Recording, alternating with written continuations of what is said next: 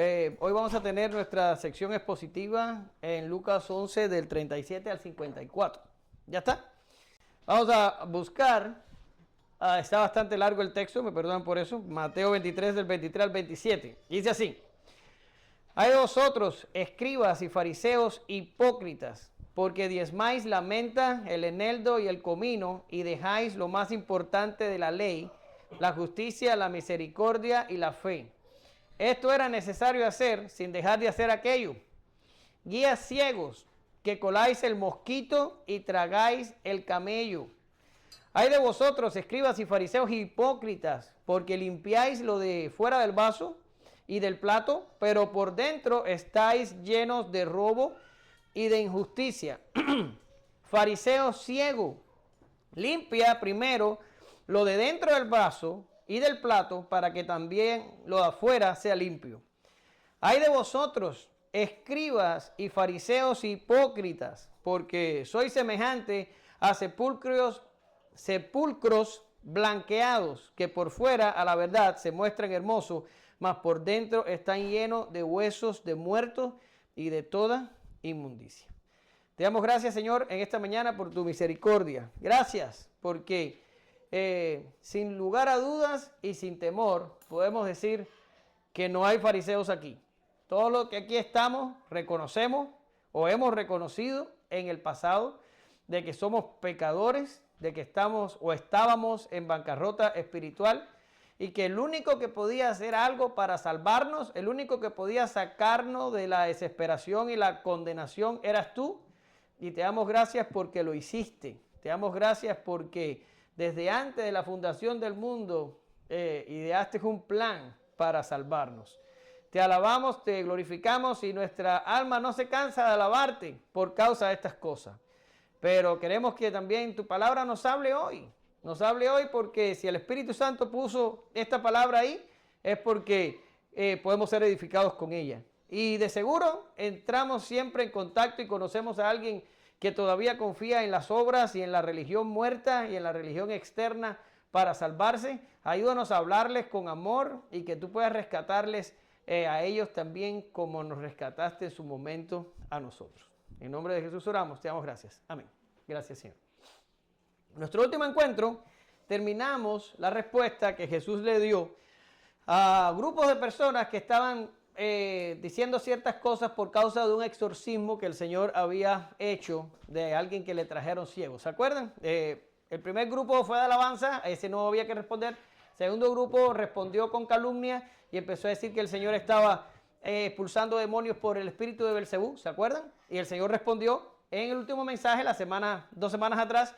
Hablamos del tercer grupo que estaba pidiendo una señal, había respondido con incredulidad, y el Señor le dijo que lo único que iban a tener era la señal de Jonás. ¿Cuál era la señal de Jonás? Según estuvimos interpretando el pasaje, estuvimos diciendo que era la predicación, la resurrección y la inclusión gentil, y que todo eso eran 3 elementos que formaban la señal de Jonás, y era todo lo que la generación de Jesús contaba para salvarse, pero también nosotros también tenemos exactamente lo mismo.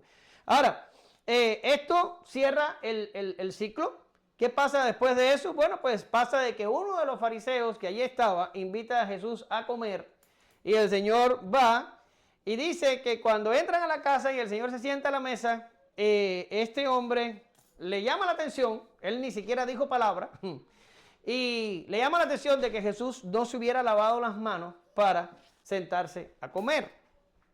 Ahora, Jesús aprovecha el momento o el pensamiento del fariseo por causa de que Jesús no se lavó las manos, y Jesús comienza, lo voy a llamar de esta manera con un poco de temor, pero creo que es así, una guerra abierta con los fariseos. Él declara un discurso que lo vamos a ver en su totalidad en la mañana de hoy, contra los fariseos y los escribas. Era un discurso contra lo que se había convertido el judaísmo. Esto no era judaísmo tal y como estaba en Éxodo y en Levítico y en todos estos libros que le dicen al pueblo cómo practicar su religión. No, ellos se habían separado de la enseñanza bíblica, de los mandamientos del Señor, y habían hecho su propia religión. Y de una religión verdadera pasaron a una religión falsa por no prestar atención. ¿Ya? Y el Señor protesta contra ellos, pero lo hace contundente. Y de eso vamos a estar hablando hoy. ¿Ya? El Señor les habla del destino que les aguarda, de la condenación que viene, que sabemos que vino en el año 70 contra ellos, y allí terminó el sistema judío y el sistema y el judaísmo como tal. Ya hemos hablado de eso antes, y vamos a estar viendo todas estas cosas en la mañana de hoy. Dicho esto, tenemos 4 puntos. Encabezado 1, falsa santidad de los fariseos, del 37 al 42. Encabezado 2, la falsa reputación de los fariseos, del 43 al 45. El 3, la falsa enseñanza de los fariseos, del 46 al 48. Y el 4, la falsa esperanza de los fariseos, del 45 al 54. Dicho esto, vamos a irnos a el encabezado número 1. Éyele, tú que tienes el micrófono, por favor, me ayudas a leer. Y después que leas, se lo pasas a Martín sin chocar con el atril del video. Vámonos. Perdón. Luego que hubo hablado, le rogó un fariseo que comiese con él. Y entrando Jesús en la casa, se sentó en la mesa. El fariseo, cuando vio, se extrañó de que no se hubiese lavado antes de comer. Pero el Señor les dijo: ahora bien, vosotros fariseos limpiáis lo de afuera, del vaso y del plato, pero por dentro estáis llenos de rapacidad y de maldad.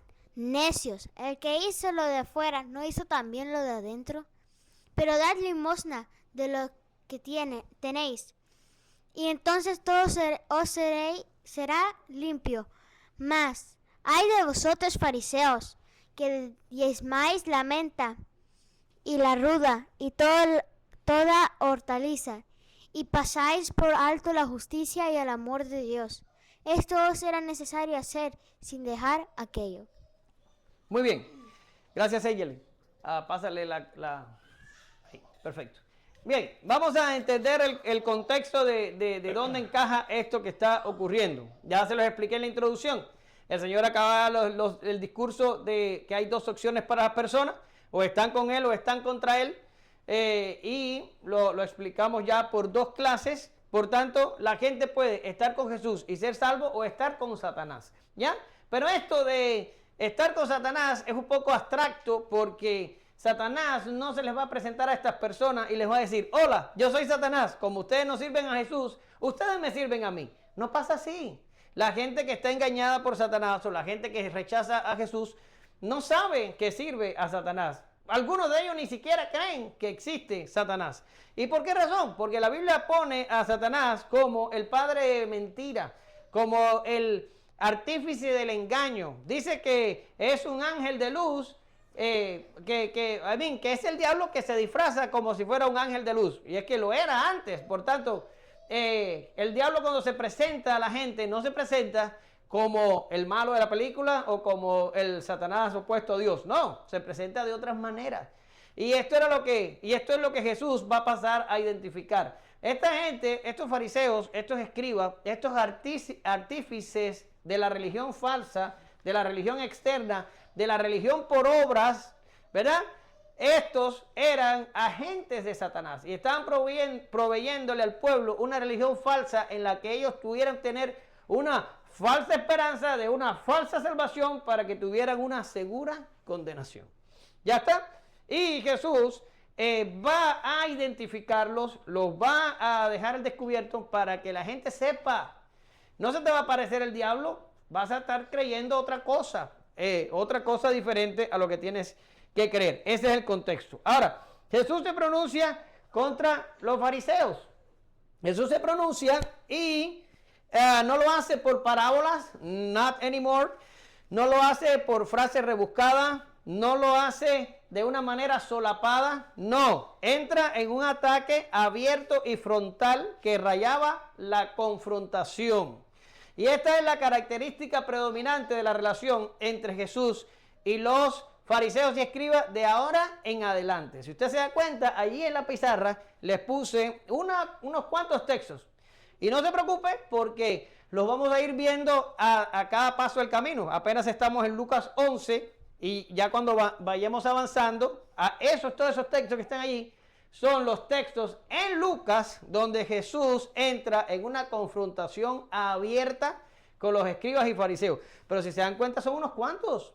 Son unos cuantos. Quiere decir que en el año de ministerio que le queda a Jesús, en su camino de regreso a Jerusalén, Jesús entabla una guerra abierta contra la falsa religión que tenía estas personas. ¿Ya?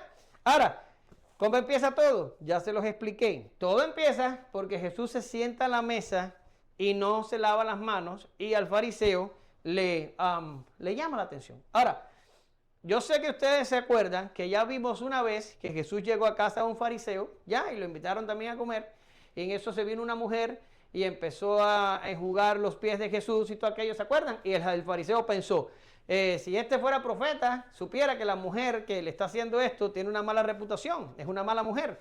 Y ahí entonces Jesús le dice, óyeme, fíjate, te voy a preguntar algo, entré aquí y no me diste para lavarme los pies, ni me diste un beso, ni hiciste las cosas que normalmente se le hace a un anfitrión, le hace a un huésped. No me hiciste nada de eso, pero esta mujer ha hecho todo lo que tú no hiciste. Y ahí empezó. ¿Se acuerdan que ya hablamos de esto? Pero la respuesta de Jesús a este fariseo fue una respuesta contundente, pero una respuesta diplomática, una respuesta amable. No lo confrontó. ¿Ya está? Pero ahora lo que vamos a ver hoy es brutal. Ya la respuesta que Jesús le da a este fariseo es ya la declaración de guerra. Y es lo que quiero que se den cuenta, el cambio de discurso. ¿Por qué razón? Porque ya a estos extremos, ya el Señor lo que está preparándose es para su partida y lo que tiene vista de frente es la inclusión gentil y la apertura que la iglesia iba a tener hacia Samaria, hacia el resto de la tierra. Ya a Israel lo que le quedan son 30 y tantos años de vida antes que venga el juicio. Por eso Jesús se vuelve contra esta gente. Ahora, tenemos que hablar un poquitico del contexto religioso aquí. ¿Por qué se lavaban los judíos las manos? Porque yo sé que nosotros, cuando tenemos hijos, ¿verdad? Se van a ir a comer y uno le dice, ¿qué le dice uno a los niños? ¿Te lavaste las manos? Ay, no me las lavé. Pues vete y lávatela. Para que se laven las manos. Pero nosotros nos lavamos las manos por una cuestión de higiene. Pero los judíos no se lavaban las manos por una cuestión de higiene. Se lavaban las manos porque ellos creían que las personas que tenían las manos sin lavar estaban impuros ritualmente. Quiere decir, el énfasis aquí no es de higiene, el énfasis aquí es religioso, es ritual. Ellos decían que cuando uno andaba por ahí y trabajaba y saludaba a las personas y tocaba cosas, uno adquiría impurezas en las manos. Y estas impurezas tenían una potencialidad de contaminación. Quiere decir, no era una simple cosa sucia lo que uno tocaba, no. Eso sucio que uno tocaba pasaba la mano y lo que estaba en la mano tenía la capacidad de ensuciar más para adelante. Y ellos decían que si tú agarrabas alimento o tocabas un líquido que te ibas a tomar o cualquier cosa de esa y te la introducías en tu cuerpo, eso hacía de que tu cuerpo se convirtiera en impuro ceremonialmente. Por tanto, ellos lo que hacían era lavar las manos como rito, como ceremonia ritual. Ya está. Por aquí en mis apuntes tenía el nombre de la ceremonia. Se llamaba, o se llama, porque todavía lo hacen al día de hoy, se llama Netilat Yadayim. Cualquier cosa que sea que eso significa, es básicamente lavarse las manos. ¿Y qué hacían? Agarraban un recipiente y tenían el agua en algo y se echaban un brote en una mano, un brote en la otra, un brote, así intercalado, brotaban agua sobre la mano 3 veces y esto hacía que la impureza se fuera. Ya, por tanto, realmente ni se lavaban las manos. Hoy en día se nos dice a nosotros, bueno, pues te vas a poner jabón en la mano y te vas a lavar las manos 20 segundos o vas a cantar Happy Birthday, que más o menos demora 20 segundos. Y cuando te laves 20 segundos ya no hay bacterias, ya no hay nada en la mano, ya tienes las manos limpias. Pero eso es hablando de higiene. Los judíos no estaban preocupados por la limpieza de las manos, estaban preocupados por la impureza ceremonial. Una vertidita, 3 veces intercalado, eso ya limpiaba la mano. Eso era lo que el fariseo le estaba exigiendo o estaba esperando que Jesús hiciera antes de sentarse a la mesa a comer. Y no lo hacían solo cuando comían, lo hacían al levantarse, lo hacían después que salían del baño, cuando se cortaban las uñas. Había una serie de cantidad de momentos en los que ellos hacían este lavado ceremonial de manos. Era un rito ceremonial. Ahora, la pregunta es, ¿por qué lo hacían? ¿Por qué lo hacían? Bueno, lo tengo aquí. En Éxodo 30 del 19 al 21 está la ordenanza, el mandamiento de que los sacerdotes tenían que lavarse las manos antes de hacer determinadas cosas. Miren lo que dice. Y de ella se lavarán, o sea, de la fuente de bronce, se lavarán Aarón y los hijos y sus hijos las manos y los pies. Cuando entren en el tabernáculo de reunión, se lavarán con agua para que no mueran. Y cuando se acerquen al altar para ministrar, para quemar ofrenda encendida para Jehová, se lavarán las manos y los pies para que no mueran. Y lo tendrán por estatuto perpetuo perpetuo él y su descendencia por las generaciones. Perdón. ¿Qué está pasando aquí? Los sacerdotes tenían que usar ¿cómo se llamaba? El lavacro, tenían que usar esto para lavarse. Pero eran los sacerdotes. ¿Pero qué hicieron los fariseos? Los fariseos llegaron y dijeron, nosotros somos más santos que los santos y nosotros tenemos que hacer que esta nación sea santa. Pues no solo los sacerdotes se tienen que lavar las manos, ahora todo el mundo se va a lavar las manos. Y no se lo van a lavar cuando hacen estas cosas, porque eso nada más lo hacían los sacerdotes. No, ellos inventaron los momentos y los lugares para que todos los judíos, para siempre y por siempre, se quedaran entonces lavándose las manos. Básicamente ellos no estaban cumpliendo un mandamiento de Dios, ellos habían añadido un mandamiento a los mandamientos de Dios. Y era toda una cuestión ritual. ¿Ven? Entonces, esto es lo que está detrás del evento de que Jesús simplemente no se lavó las manos. Ahora, Jesús sabía que el fariseo pensó esto. De hecho, ya en otra ocasión, los fariseos habían protestado a Jesús de que sus discípulos no se lavaban las manos. Y Jesús les había respondido bien en Mateo 15, del 7 al 9, dice, hipócrita, bien profetizó de vosotros Isaías cuando dijo, este pueblo de labios me honra, mas su corazón está lejos de mí. Pues en vano me honran enseñando como doctrinas mandamientos de hombres. Ya está. Y en el texto que leíamos al principio de la clase, en el texto de oro, dice, fariseo ciego, lo de afuera no contamina, es lo de adentro lo que contamina. ¿Verdad que sí? Y esto es lo que el Señor pasa a decirle a el fariseo. Y pasa a explicarle que la impureza no viene desde afuera. La impureza viene desde adentro. Y esto es impresionante. La maldad nuestra no la agarramos como que vamos por la calle chum, y chocamos con un quantum de maldad. No ocurre así. O no la agarras tú del brazo de mi sillón o del timón de tu auto. Timón, ¿entienden timón, verdad? ¿Cómo le dicen ustedes? Volante, del volante del auto. No la agarran de ahí. No llego yo a transportación y pienso, ¿quién habrá usado el autobús antes que yo? Déjame lavar el volante porque ahí debe haber impureza y se me pasa el pecado del último que tocó el autobús. No, no es así. La impureza no está afuera de nosotros. La impureza está adentro. Y esto es lo que le dice el Señor. El rito de ustedes no tiene ningún sentido porque ustedes se están lavando las manos, que es lo que está afuera.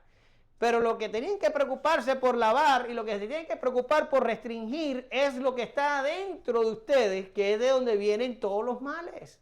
¿Verdad que sí? Y así, en esa condición, estamos también nosotros. La maldad nuestra está dentro de nosotros, no afuera. Tú dices, ven acá, Omar, y a veces veo en la televisión o veo algo en mi diario vivir que me incita a pecar. Sí, eso te incita a pecar, pero el pecado no está afuera, está dentro de ti.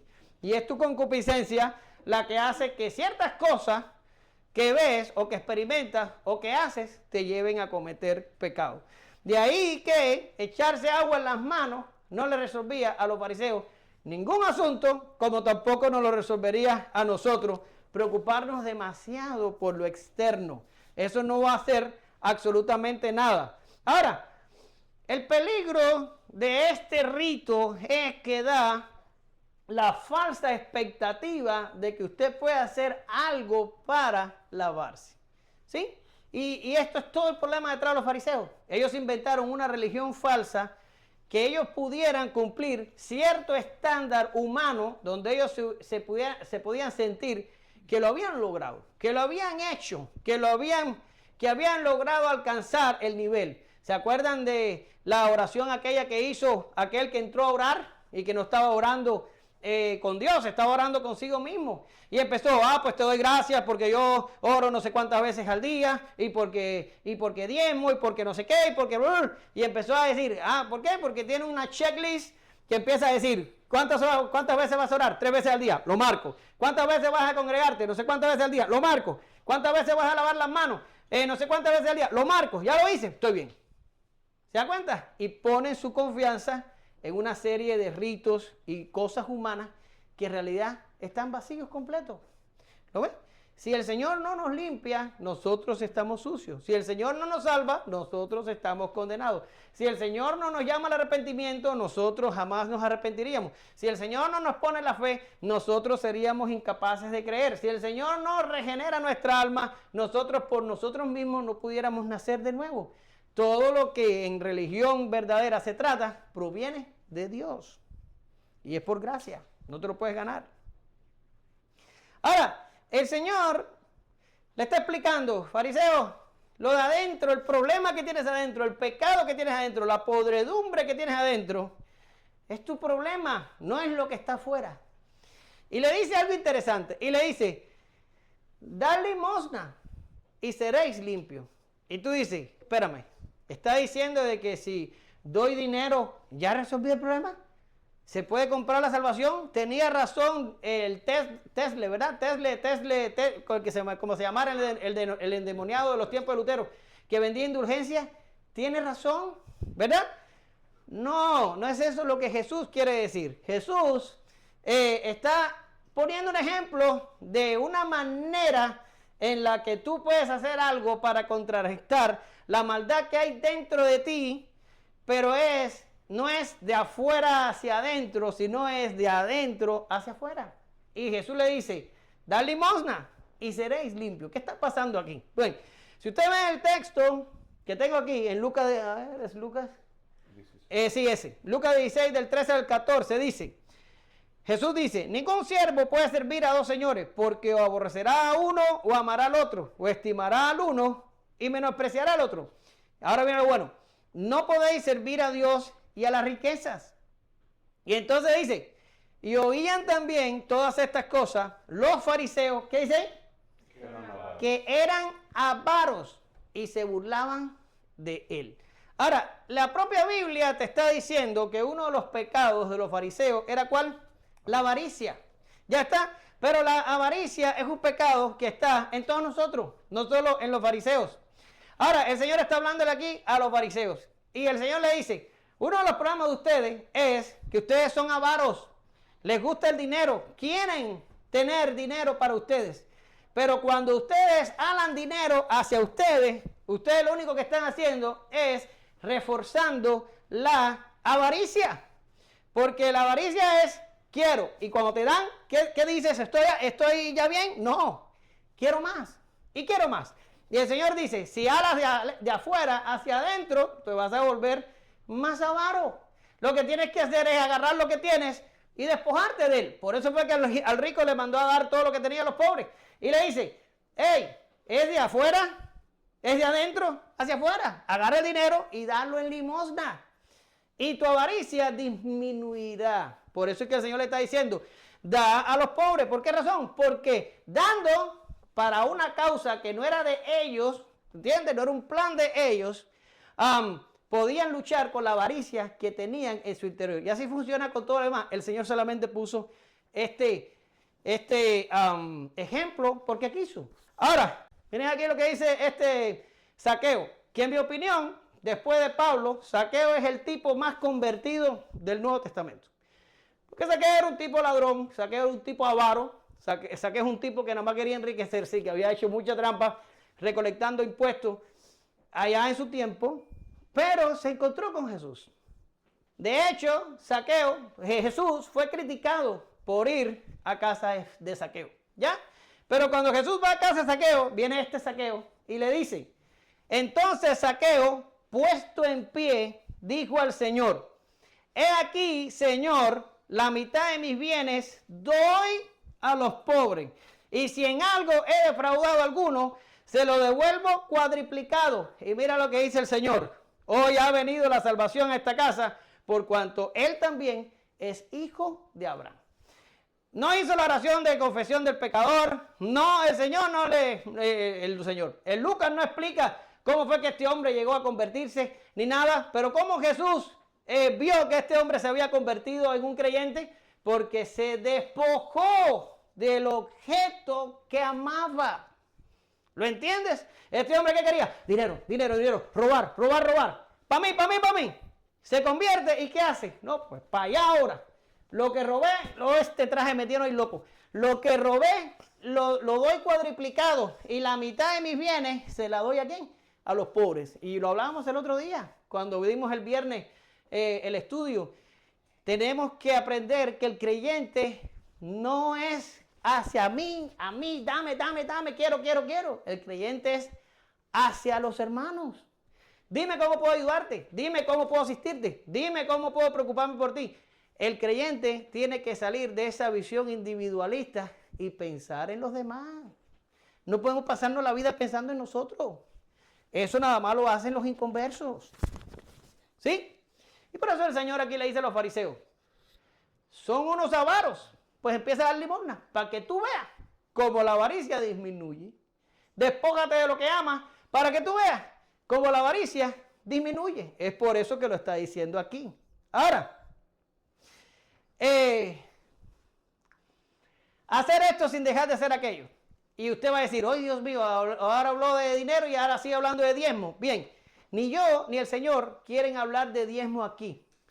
¿Y cuál es el problema? Que el Señor llama a colación el diezmo de los fariseos y le dice, déjame ver cómo le dice porque ya se me olvidó, pero le dice así más o menos el Señor. Le dice, mas hay de vosotros fariseos que diezmáis la menta y la ruda y toda hortaliza y pasáis por alto la justicia y el amor de Dios. Esto era necesario hacer sin dejar de hacer aquello. Ahora, el Señor pone el ejemplo del diezmo, pero no para seguir hablando de avaricia y no para seguir hablando de dinero. El Señor pone el ejemplo del diezmo porque en el diezmo los fariseos evidenciaban un problema en su alma. Y era el problema principal de este grupo de personas. ¿Qué está pasando aquí? Bien, nunca usted va a encontrar en el Éxodo o en los libros que hablan de leyes del Antiguo Testamento, nunca va a encontrar que el pueblo de Israel tuviera que diezmar las especias. ¿Especias? ¿Se dice especias? Ya sabe lo que es, el eneldo, la menta, todo eso son cosas que nunca fue mandado al pueblo de Israel diezmarlas. No era eso lo que se diezmaba. Pero los fariseos llevaron el mandamiento de nuevo al extremo y hasta lo más insignificante que les caía en la mano, ellos lo diezmaban. Y leí un comentario que me encantó y realmente el comentarista no tiene ninguna base para decir semejante cosa, pero a mí me gustó y se los traigo. Y dice el comentarista, esta gente no diezmaba porque era fiel. Esta gente diezmaba porque estaba muy interesado en no darle a Dios más allá de lo que le tocaba, porque estaba muy interesado en que el 90% les quedara para ellos. O sea, no estaban preocupados en el 10 que le dan a Dios, estaban preocupando de que en lo que daban no afectaran el 90% que les quedaba a ellos. Entonces, pero bueno, ya digo, ese comentarista no tiene base para que de este texto sacar semejante conclusión, pero me gustó. Pero el problema de estos fariseos, ¿quieres cambiarte de silla?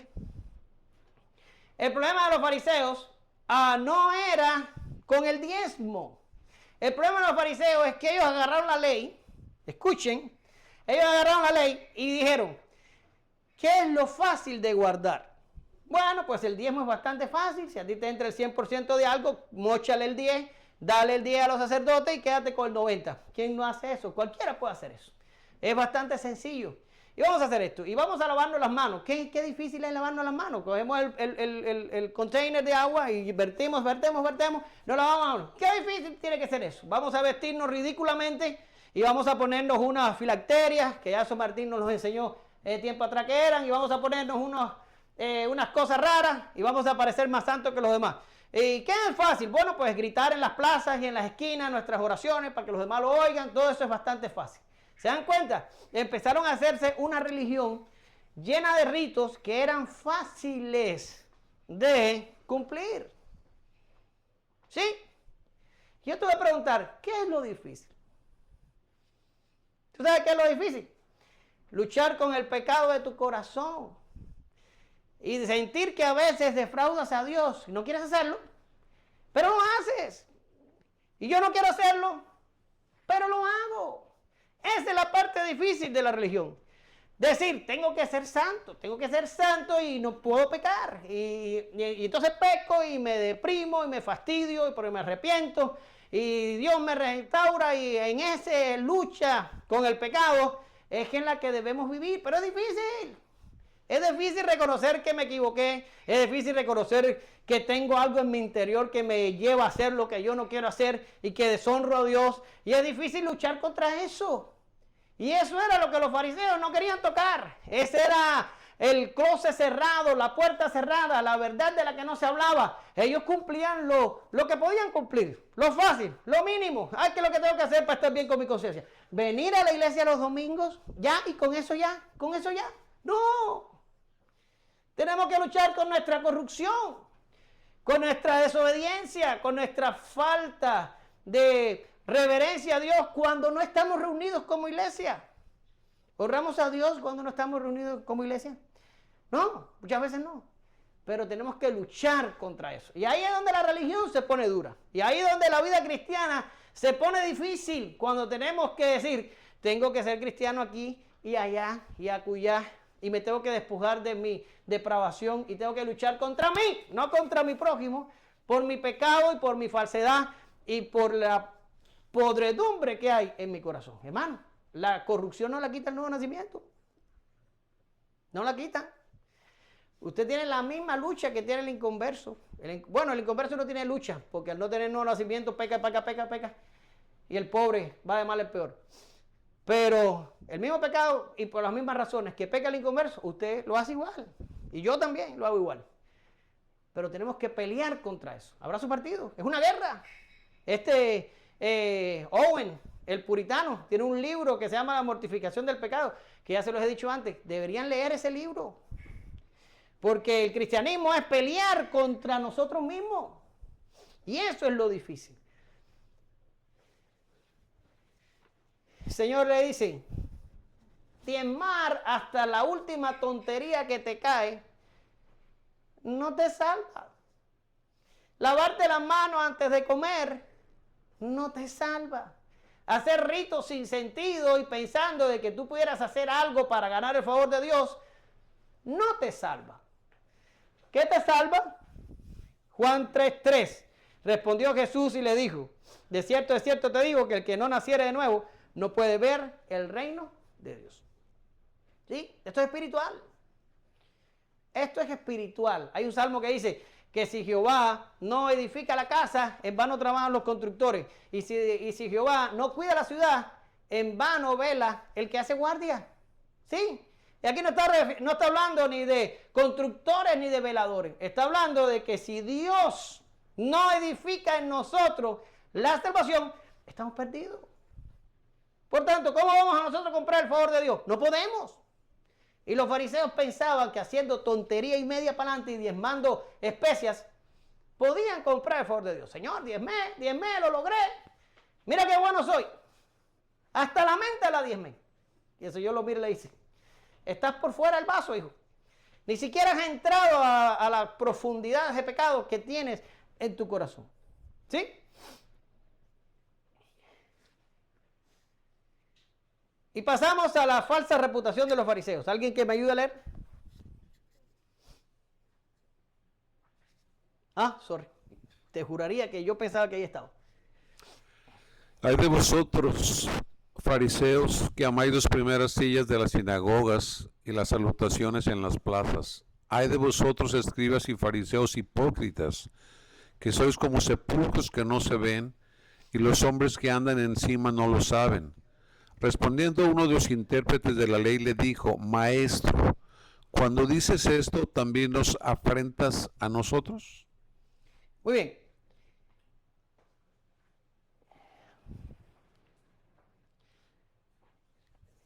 Estaba en Cuba en una actividad de música. Había un si mal no recuerdo, es probable que haya sido una actividad de música. Estábamos creo que en Cienfuegos. Y estoy haciendo mucho uso de mi memoria. Es probable que los detalles no sean correctos, pero en algún lugar de Cuba estaba yo, en algún tipo de convención o algo, y había un comedor, creo que era en Cienfuegos, donde las mesas eran de cemento, ¿sí? No eran de madera ni de metal, eran cemento fundido ahí, bro, y los bancos eran también de cemento. Y tú ibas por la línea y agarrabas la bandejita, te echaban la comida, que no estaba mala, y te sentabas en las mesas de cemento aquella y comías. Y así estaba, como decimos nosotros en cubano, y así estaba Malanga haciéndolo. O sea, todo el mundo estaba haciéndolo así, sentado. Y de momento apareció una comitiva de creyentes locales con unos manteles blancos, y pusieron unos manteles blancos sobre la mesa, pusieron un búcaro con flores, pusieron jarras de cristal, vasos de cristal, agua, hielo, y empezaron a armar aquello. Y nosotros dijimos, ¿y eso qué cosa es? Y uno de los que estaba en la mesa conmigo dijo, seguro que hay extranjeros en medio nuestro y no quieren que se sienten en el cemento. Tú sabes, los extranjeros son diferentes. Y nos quedamos contentos, pero ¿cuál fue mi frustración? Que cuando llegaron los comensales, no eran extranjeros, era el ejecutivo general de la obra, y allí se sentaron a comer en mantel blanco, jarras de agua, y haciendo aquel circo. Y aquel día yo odié la jerarquía dentro de los creyentes, porque yo dije, si yo fuera el superintendente, o el secretario, o el tesorero, o los vices, yo hubiera cogido mi bandeja, no un plato de esos regulares, me hubiera sentado con cualquier desconocido y me hubiera sentado a compartir tiempo con un hermano que vive en Moa o que vive en Pinar del Río, que yo nunca en mi vida he visto. Y ahí me hubiera sentado a conversar y a reírme con ellos. Pero estos han hecho una casta por encima para que uno los vea inalcanzables. Y esto es algo que yo quiero que nunca exista aquí. Que no haya divisiones, que nos podamos mirar a los ojos como iguales. ¿Sí? Y aquí en Estados Unidos usted sabe que es peor. Aquí tienen aviones, tienen limusinas, protección personal, viven como millonarios. Eso da asco. Pero los hombres aman eso. Aman el reconocimiento, aman que cuando tú llegues te digan, oh, wow, llegó Anita, que pase Anita. ¿Cuánto le da un aplauso a Anita? ¿En serio? Aquí no se hace eso. Aquí aplaudimos a Cristo, alabamos a Cristo, exaltamos a Cristo, promovemos a Cristo, hablamos de Cristo y nos gozamos en Cristo. Todos los demás somos una partida de pecadores que por la gracia de Dios no nos vamos a ir al infierno. Pero estos fariseos amaban esto, amaban llegar a los lugares y que le dieran las sillas de más privilegio y que los reconocieran donde quiera que llegara y que, fulano llegó, vamos, siéntate, vamos a ponerte, vamos a hacerte, vamos a... ¿Sí? Y yo no me voy a agarrar demasiada demasiada lucha con esto.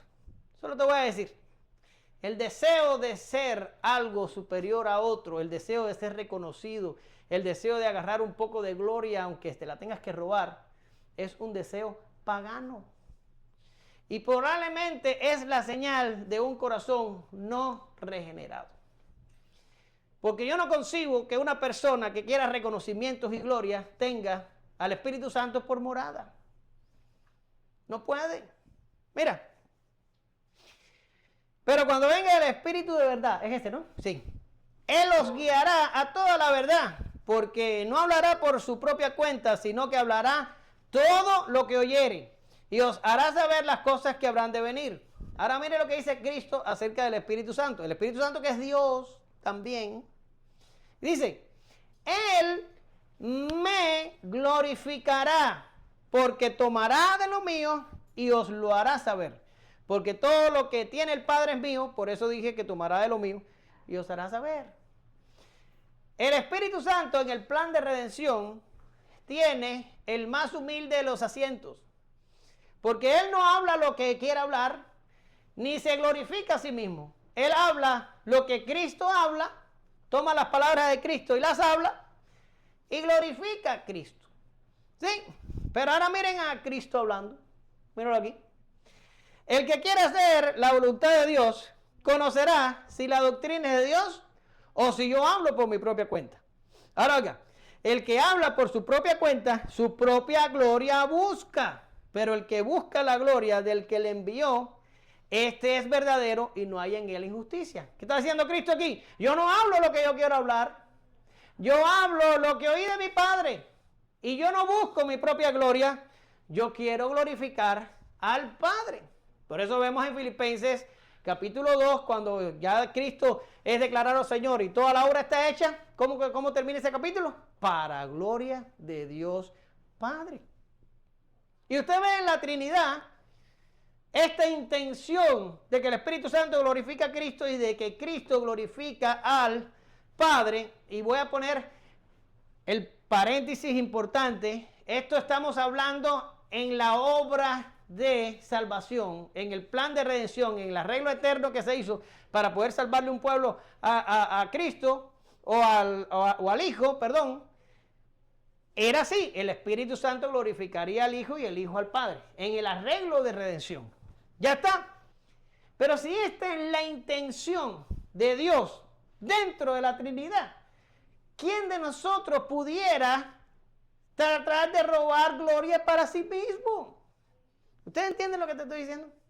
Si el Espíritu Santo no quiere gloria y Cristo tampoco, se la dan al Padre. ¿Cómo estos fariseos querían gloria? ¿Cómo estos fariseos querían reconocimiento? ¿Querían los mejores lugares? ¿En serio? No, esa no es la función de ellos ni de nosotros. La función de nosotros y de ellos es soli deo gloria. Soli deo gloria. Cuando usted ve a alguien demasiado elevado, recuérdale que el quinto elemento de la reforma es soli deo gloria. Solo a Dios la gloria. No hay reconocimiento para los hombres, no hay reconocimiento para los fariseos, no hay reconocimiento para nadie que quiera robar la gloria. Dios no comparte su gloria con nadie. Y Jesús le dice, y ustedes quieren todas estas cosas, y ustedes los que son, es sepulcros que no se ven. Y esto es impactante que les haya dicho semejante cosa. Pues te voy a decir, mira, Números 19:16 dice, y cualquiera que tocare algún muerto a espada sobre la faz del campo, o algún cadáver, o hueso humano, o sepulcro, 7 días será inmundo. ¿Ya está? Ahora, ¿qué pasa? Por causa de este mandato, que declaraba 7 días de impureza ceremonial a una persona que estuviera en contacto con un cadáver o con un sepulcro, los sepulcros en Israel eran cercados. Y se establecían límites para que la gente sin querer no fuera a pisar el sepulcro de alguien. ¿Ya está? Y se hacía así. Pero Jesús le dice a los fariseos, ustedes lo que son unos sepulcros que no se ven. ¿Qué significa esto? Sí, y escúchenlo bien. Significa que ellos eran impurezas potenciales en sí mismos. Quiere decir, si alguien los tocaba, si alguien trataba con ellos, si alguien tenía algún contacto con un fariseo, esos fariseos contaminaban al que tuviera contacto con ellos. Jesús les está diciendo, ustedes van por una plaza donde les encanta tanto de que digan su nombre, que se les tenga en cuenta, y usted toca una fruta, y usted contamina la fruta. Y si usted se siente en un asiento, usted contamina el asiento. Y si usted, en vez de ellos ser santos como querían, y en vez de ellos librarse de la impureza como querían con el lavado de manos, ellos mismos eran fuente de impureza que donde quiera que llegaban y caminaban, iban repartiendo su impureza a donde quiera que iban. Era al revés. Era al revés. Impresionante. Ellos estaban ciegos tras la pureza ritual y Cristo le dice, ustedes lo que son unos sepulcros que no se ven. Cualquier cosa que entre en contacto con ustedes queda ceremonialmente impuro. Son ustedes la impureza. Y ya cuando el discurso ya se puso difícil, porque ya a estas alturas ya está impresionantemente duro el Señor, se levantan los escribas, que eran los intérpretes de la ley, eran los tipos que tenían la doctrina en la mano, era la Corte Suprema de aquellos tiempos. Y le dice, oye Señor, ¿sabes qué? Nos acabamos de dar cuenta que si tú sigues por ese camino, los estás ofendiendo a ellos, pero también nos estás ofendiendo a nosotros. Y el Señor, antes de preocuparse por esta alegación, arrancó contra los escribas también. Y eso nos lleva al tercer encabezado. ¿Quién va a leer? Y él dijo: hay de vosotros también, intérpretes de la ley, porque cargáis a los hombres con cargas que no pueden llevar, pero vosotros ni aun con un dedo las tocáis. Hay de vosotros, que edificáis los sepulcros de los profetas a quienes mataron vuestros padres, de modo que sois testigos y consentidores de los hechos de vuestros padres, porque la verdad ellos los mataron y vosotros edificáis sus sepulcros. Impresionante. Ya cuando el Señor tenía a los fariseos en la esquina y era golpe contra los fariseos, antes que el árbitro entrara y declarara knockout, el Señor se vira y le va para arriba a los escribas y le dice semejante cosa a los escribas. Y lo primero que los acusan es que cargan a los hombres. ¿Qué hacían los escribas? Bueno, ya lo hemos dicho en toda la clase, que agarraban los mandamientos de Dios y los llevaban al extremo y se lo ponían a la gente encima para que la gente los cumpliera, pero ellos ni siquiera lo cumplían. De hecho, en algunos momentos Jesús le dijo que hicieran al pueblo, les dijo al pueblo, que hicieran lo que ellos decían, pero que no vivieran como ellos vivían, porque eran unos hipócritas. Ellos decían, haz, vive, y ellos no hacían nada de eso. Eran unos hipócritas profesionales. Y el Señor los acusa y le dice, ustedes lo único que hacen es poner carga sobre la gente. Sobre la gente. Y el evangelio no es de carga. Jesús dijo que su yugo es ligero. No, él dijo que su yugo es fácil y ligera su carga. Es decir, aquí no es de hacer, ni de obtener, ni de ganar. No, aquí es de gracia. Aquí se recibe por la gracia. Pero esta gente cargaban a sus oyentes con mandamientos de hombre y más mandamientos de hombre y más mandamientos de hombre. Y dice Jesús que ni con un dedo la tocaban, las cargas esas. La función de un escriba en aquellos tiempos es nuestra función hoy. Tenemos que agarrar la ley y hacerla comprensible a los simples. Quiere decir, tenemos que hacer que la gente normal entienda de lo que se trata todo esto. Y ellos, en vez de aligerar la carga de sus oyentes, lo que hacían era empeorarla. Y el Señor declara sobre ellos un oráculo de condenación. Donde quiera que usted vea en la Escritura, un hay en la Escritura es un oráculo de condenación.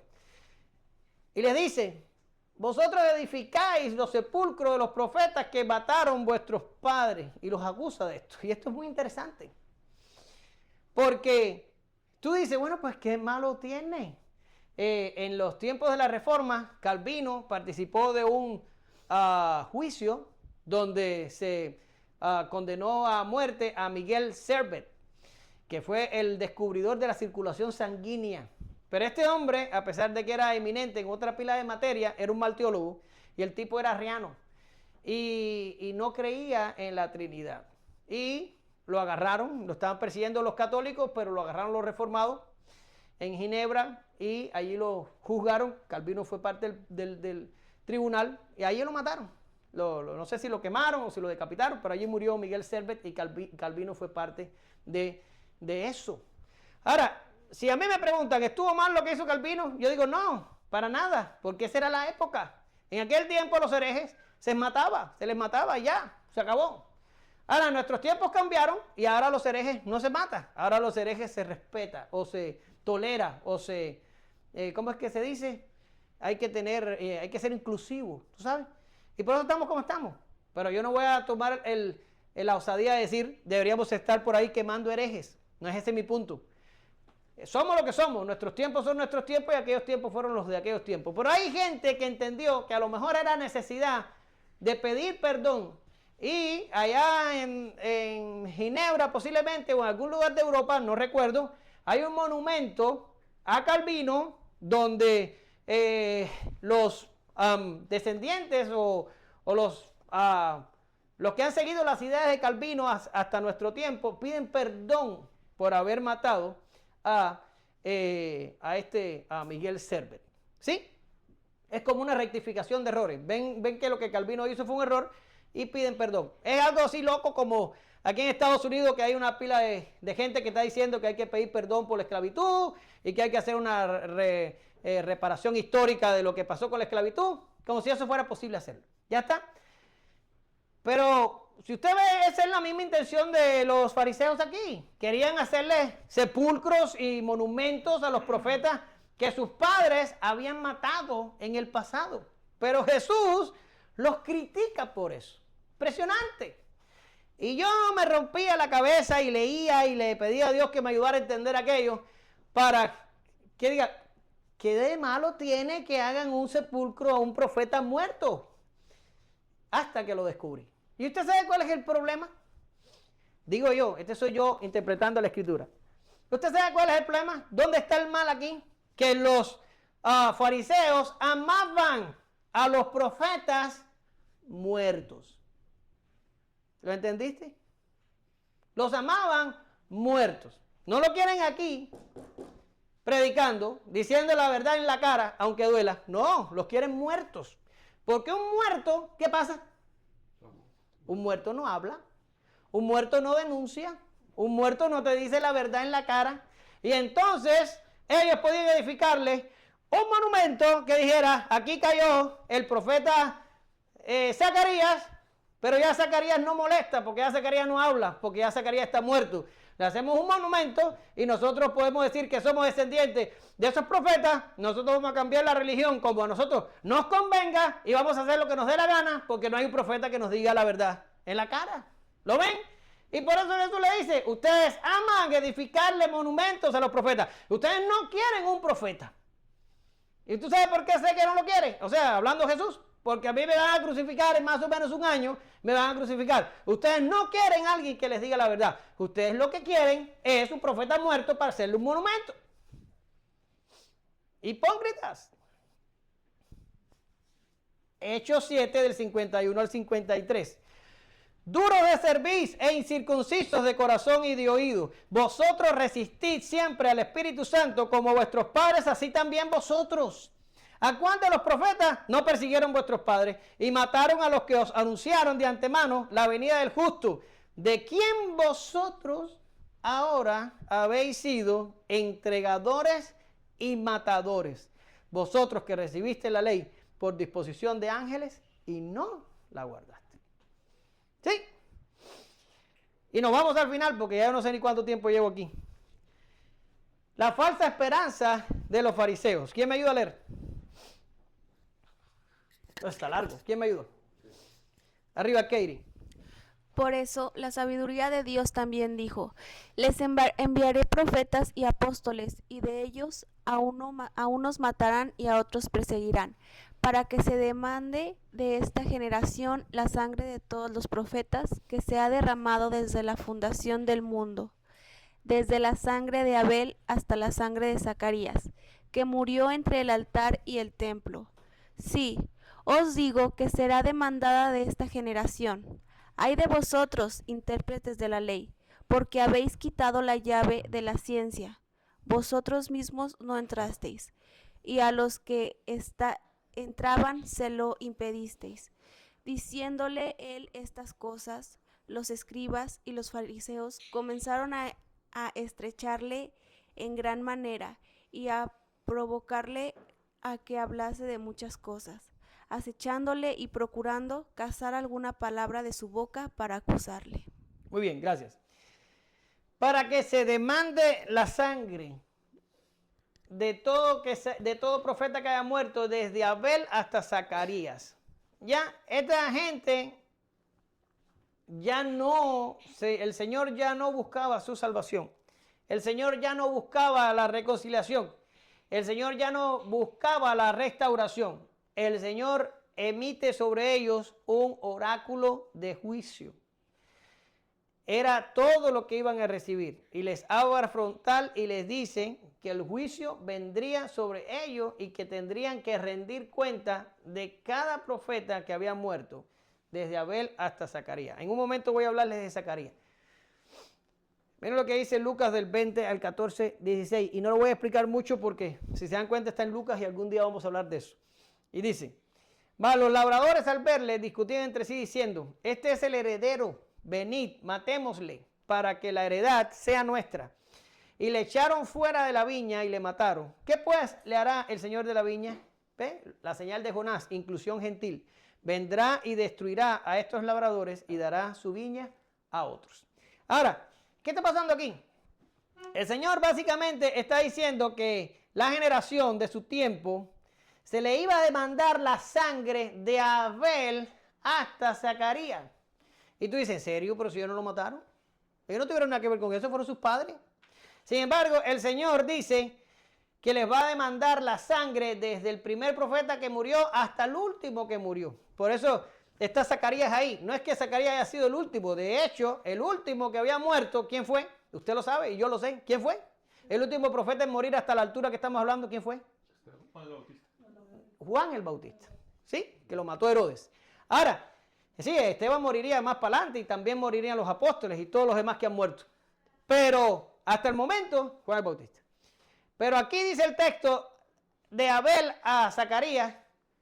Hay algunos comentaristas que dicen porque quiso hacer un ejemplo que fuera de la A a la Z. ¿Ok? Aunque no sé si eso en griego está en Z.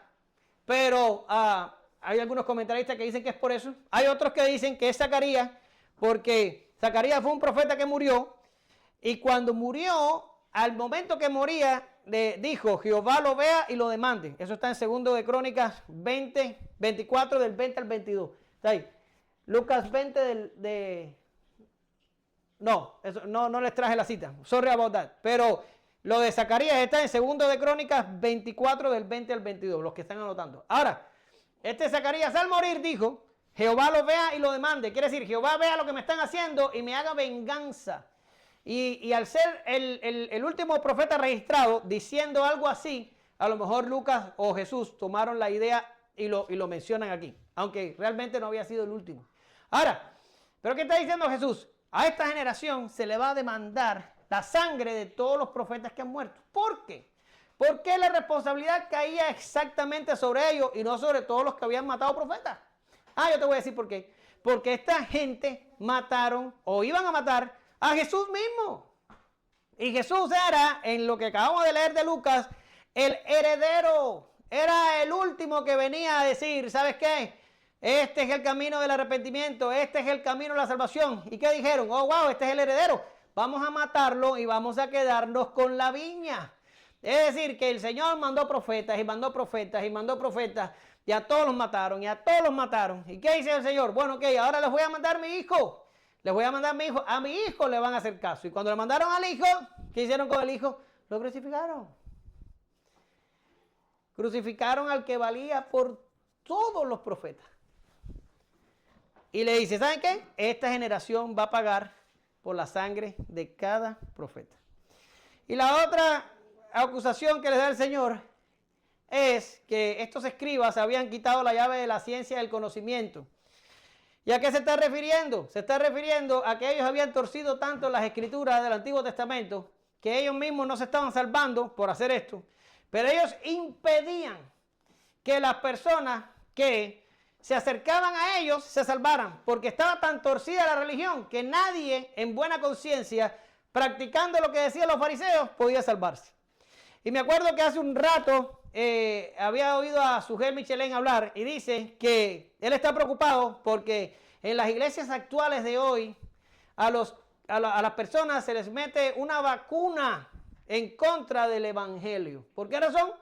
Porque la gente va a las iglesias y se les mete una hora entera de alabanzas y brincos y cosas y tírate por la ventana y tírate para el suelo y danza y brinca y salta y después te cogen y te dan una administración y es una cosa que es como inyectarte una inyección de adrenalina que tú sales encendido de la iglesia.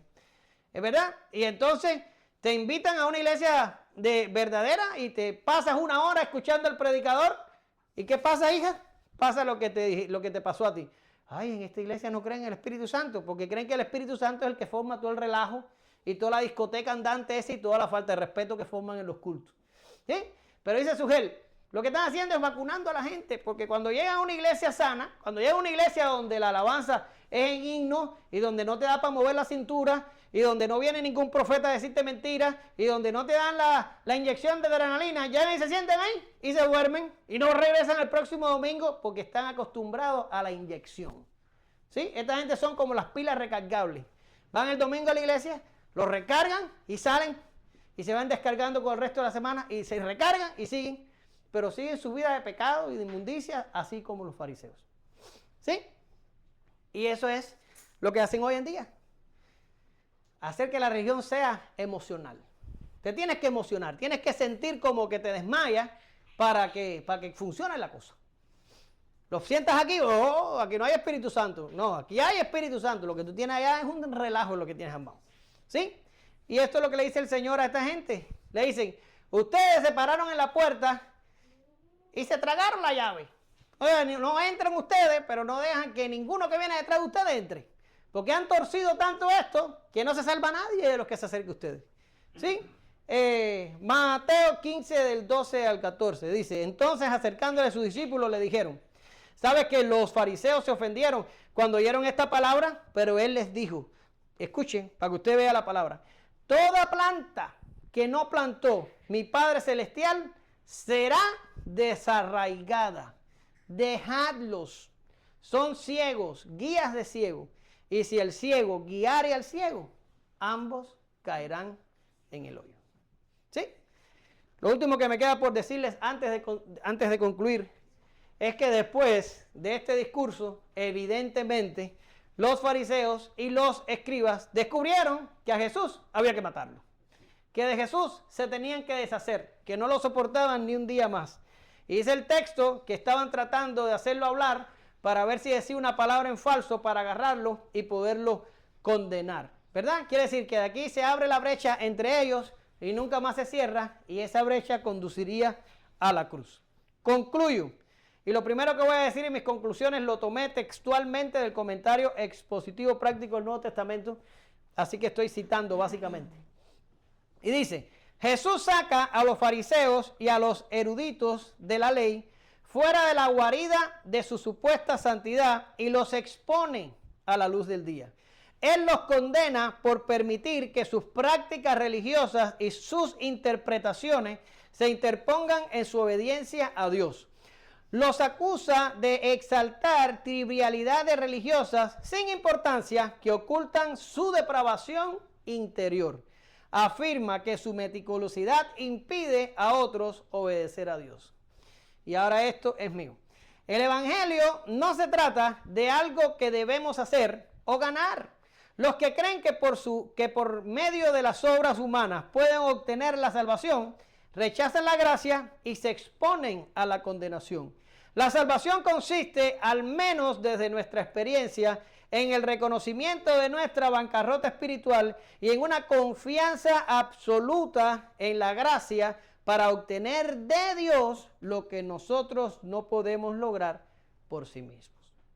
Te damos gracias, Señor, en esta tarde. Te pedimos que tú bendigas la iglesia y que tú acomodes tu palabra a sus mentes y que nos ayudes a poner en práctica cualquier cosa que haya sido edificante para nosotros en la mañana de hoy. Ayúdanos, Señor, a nunca jamás confiar en obras humanas, en ritos externos, en apariencias y estructuras. Nosotros solo tenemos que confiar en tu gracia. Solo tenemos que confiar en la obra de Cristo. Solo tenemos que confiar en su justicia perfecta, porque todas estas cosas nos salvan y sin ningún mérito nuestro y solo para la gloria tuya. En el nombre de Jesús oramos, te damos gracias. Amén. Gracias, Señor.